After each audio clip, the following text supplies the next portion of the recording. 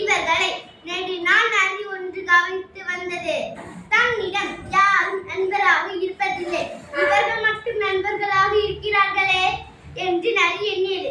எப்பொழுதும் இணைந்து இருக்கும் இவர்கள் இருவரையும் தனித்தனியாக பிரிக்க வேண்டும் என்று நரி திட்டமிட்டது. நண்பனே, நலமா? அடடே நரியா, என்னை தேடி வந்திருக்கிறாய்? உன்னை பார்த்தால் இரக்கம் தான் வருகிறது. ஏன், எனக்கென்ன? என்னை பார்த்து ஏன் இறக்கப்படுகிறாய்? கொழு கொழுவன இருக்க வேண்டிய நீ சரியான உணவு கிடைக்காததால் உடல் மெலிந்து காணப்படுகிறாயே.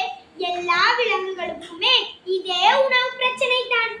எனக்கு தெரிந்த இடம் ஒன்று இருக்கிறது. அங்கே நல்ல மேய்ச்சல் நிலம் உண்டு. என்னோடு வா, உனக்கு மட்டும் அந்த இடத்தை காட்டுகிறேன். நமது நண்பன் காகமும் வரட்டு, போகலாம். அந்த இடம் காகத்திற்கு தெரியும், ஆனால் இதுவரை உன்னை அங்கு அழைத்து செல்லவில்லை அல்லவா? நான் உன் மீதுள்ள அன்பினால் அழைக்கிறேன், என்னோடு வா.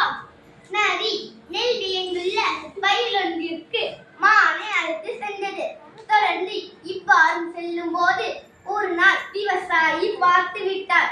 அவரிடமிருந்து தப்பிக்க ஓடிய மான் கம்பி வேலியில் சிக்கிக் கொண்டது.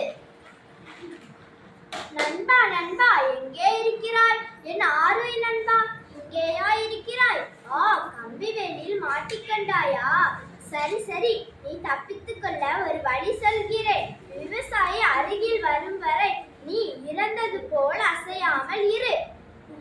விவசாயி உன்னை வேலியிலிருந்து விடுவித்தவுடன் நான் மரத்திலிருந்து கா கா கா என்று குரல் கொடுக்கிறேன். உடனே தப்பித்து விடு. ஓ, நீதான் இத்தனை நாளாக என் வயலை நாசப்படுத்தினாயா? இன்று வேலியில் மாட்டிக்கொண்டாய். அடடே, மான் இறந்து விட்டது போல் இருக்கிறதே. சரி சரி, வேலியிலிருந்து மானை விடுவித்து வீட்டிற்கு எடுத்து செல்வோம். அப்போது காகம் தருகிறது. கா கா கா. மான் கண்ணிமைக்கும் நேரத்தில் உயிர் பிழைத்தால் போதும் என துள்ளி பாய்ந்து வேகமாக ஓடியது.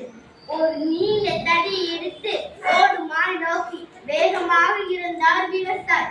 அது அருகில் இருந்த நரி மேல் பட்டது. நரி காயப்பட்டு கீழே விழுகிறது.